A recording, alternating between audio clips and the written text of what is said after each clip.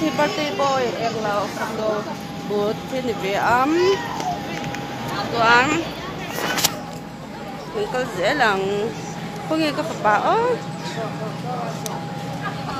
đã xong đã xong có phải bảo xóm đấy ăn lòng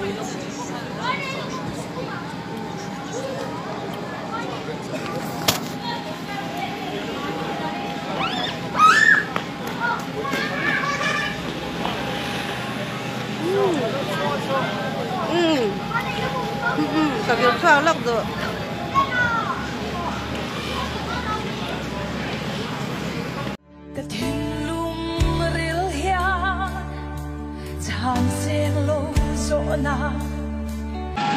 làm chỉ chờ có phải hay thế làm chỉ giờ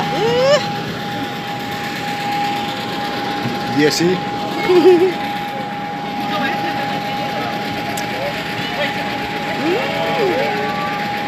mà mồm về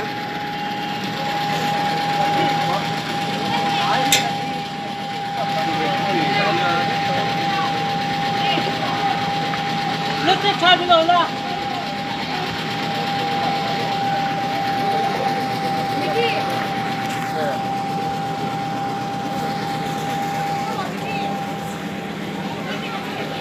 làm chờ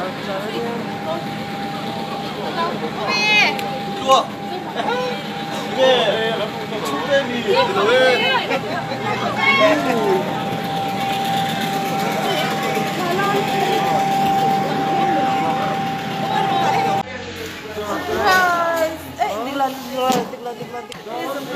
Ani một chút, anh muốn chụp cái một loại. Ôi, lâu mi record tami, record charger. Có bị do là anh muốn chụp cái một.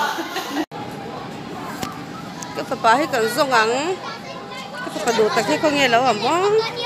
Nghe ta han chuẩn ấy mấy cái chuyện này chuẩn, cái chú cần lấy suy lâu đi quá. Cái phải bảo lại cần dùng ăn.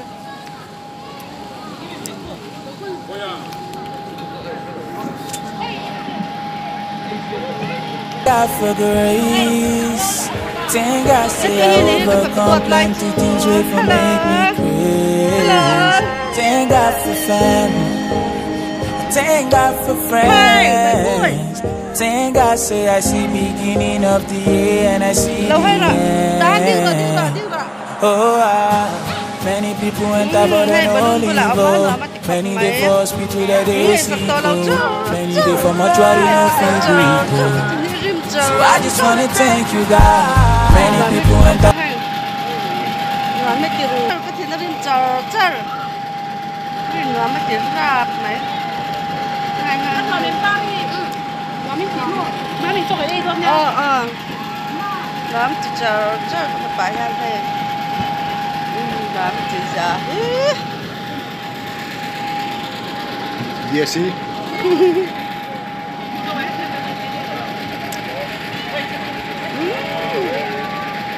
Mà mồm về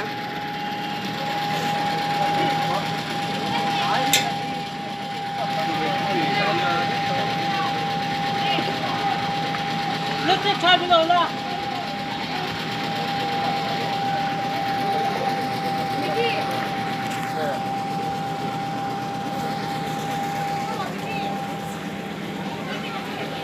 làm chờ đi. 좋아. 이게 초대미 왜?